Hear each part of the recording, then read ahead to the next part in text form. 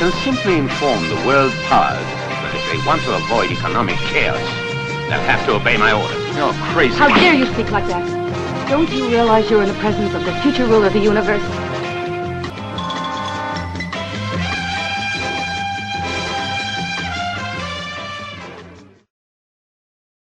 We're going to hold this pot.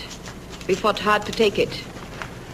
In this kind of a fight, you never hold a position. The idea is just to keep on moving. I still think we should stay. The troops are coming! Take cover and retreat! Rita, get the jeep!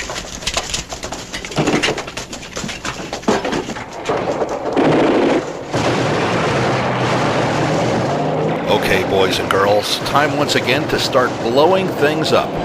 Welcome to Fighting Femmes, Fiends and Fanatics. I'm Steve Mayhem. And today we salute a hero who is big, he's bad, he's black, I'm a professional, and a mean mother. Talking about Shaft? Nope. His name is Savage. Now, maybe Savage interned under Shaft because he's got that don't mess, stick it to the man attitude. Don't give me none of your shit.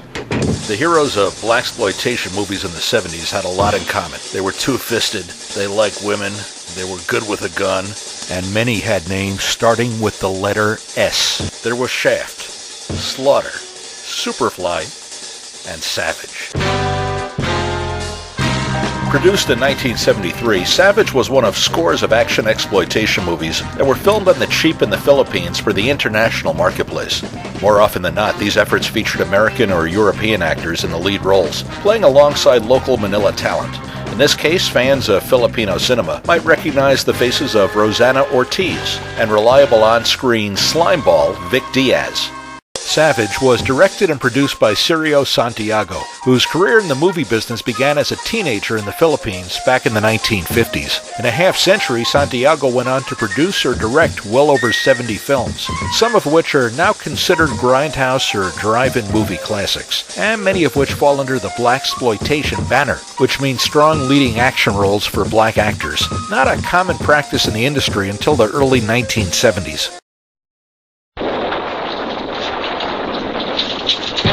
Savage. That's his name. Bullets are his business. He's the baddest dude with the biggest gun. He's Savage. The movie was distributed by Roger Corman's New World Pictures, and while Savage was marketed first and foremost as a blaxploitation feature, it also played up aggressive action roles for women. You jive nigger, you got me in this. Now you get me out. Carol Speed is Savage soul sister. Savage and his all-girl army. Together they'll blow you apart. I used to practice this on my little brother. Now that's probably why I'm an only child. Yeah. And the movie has plenty of moments that would fit perfectly in a typical women in prison feature. Good. I do not want any marks on her. We might put her on trial. James Iglehart is Savage. See what he does to stick it to the fudge. Now, despite the on-screen ability to kick the crap out of anything that moved, the movie star, James Iglehart, only kicked ass in a half-dozen movies, and half of those were with director-producer Santiago. He dropped out of the movie industry as blaxploitation features fell out of favor by the end of the 1970s. Iglehart played minor league baseball for the Pittsburgh Pirates organization for one season in 1967, and is the father of Broadway star James Monroe Iglehart. One of the female co-stars is Carol Speed, who appeared in several blaxploitation gems like Abby, Black Samson, and Disco Godfather. And I especially appreciate that Carol wears the very latest in jungle disco fighting attire for much of this movie. Hey, don't I get a uniform or something for joining? I'm not gonna hurt you, you know. Lada Edmund Jr. adds a good quotient of sex appeal to Savage as well. Lada became a sensation in the 1960s as a go-go dancer and singer on the TV show Hullabaloo. She later became a fitness trainer to the stars in Hollywood. Lada gets second billing only to Iglehart in this movie. That's what I call downright discrimination. And it's fun watching her trade in her go-go boots for guns and knives.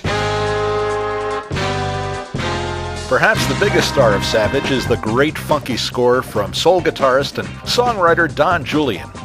Julian's fame began at the age of 19 when he crooned what is arguably one of early R&B's best backseat songs. Heaven and paradise,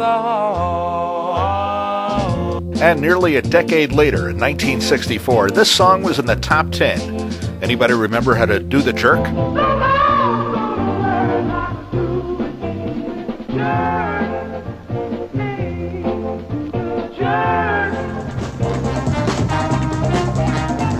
And while the soundtrack of Savage isn't as recognizable as the theme from Shaft or Superfly, it is one of the better funk soundtracks from the era. And here's a rundown of the plot. The boats come, we'll unload the supplies, and go fast. Jim Haygood, a.k.a. Savage, is a mercenary hired by a corrupt tropical regime to capture Mankado, the leader of a band of rebel commandos. Savage succeeds in bringing Mankado in for trial. I see that they're recruiting their mercenaries among the black people now. But the dirtbags in chief, played by shifty-eyed Vic Diaz and Ken Metcalf, have other plans and murder Mankado. Could have at least just given him a trial. Give him a trial? Give him a platform to address the world? You sound like you got jungle rot in the head. They arrest the usual suspect, the handy-dandy black guy, Savage, of course.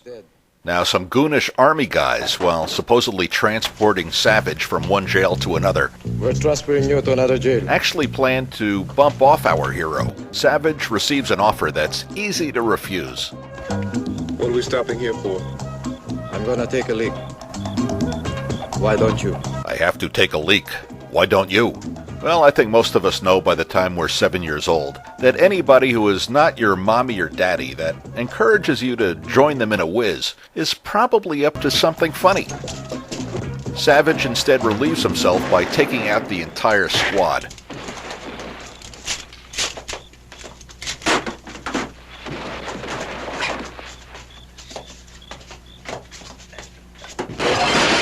Savage then hides out with a pair of nightclub performers with a circus act, high-wire artist Amanda and knife-throwing Vicky. Now, the girls must have some act if they're playing the Banana Republic circuit. But the plot needs a girl for Vic Diaz to abuse and another for Savage to romance. Because if they get you in here with us, we get our asses burned. Look, I thought of all people you would understand. The girls do come to understand, and after a lot of strife, the trio wind up fighting to overthrow the regime alongside the rebels. They're aided by locals like Julia at the radio station, who sends them coded messages, until the irate station manager gets fed up with the current 24/7 spy tattletale format and decides to clean house. No severance pay either. The new love song format began the next day. Inevitably, the rebel and government armies face off in a series of bloody battles to the finish. Savage, the movie, is no masterpiece on any level. The sets, particularly the interiors, are very cheap. The headquarters for Minister Vic Diaz look about as palatial as a Motel 6. And a lot of the scripted dialogue and situations are crude enough to have come right off a men's room wall. I'm stammering and say it! Sir, it concerns your life. I have someone here in my office. Look, I have more important things than... Look, I'm doing something. You see me tomorrow. The 70s are considered by many, including myself, to be the golden age of low-class, crass, trash cinema. My kind of movie.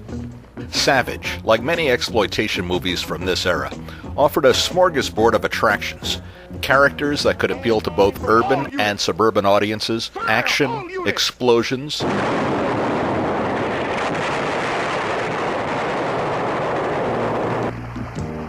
There was sexy screen steam.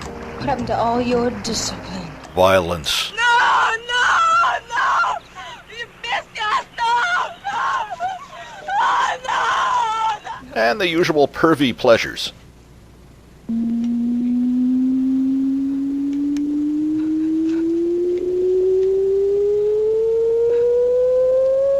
The film industry's self-censorship production code was abandoned by the end of the 1960s, and with home video still some years away, pay TV still in its infancy, drive-in movie theaters were still thriving.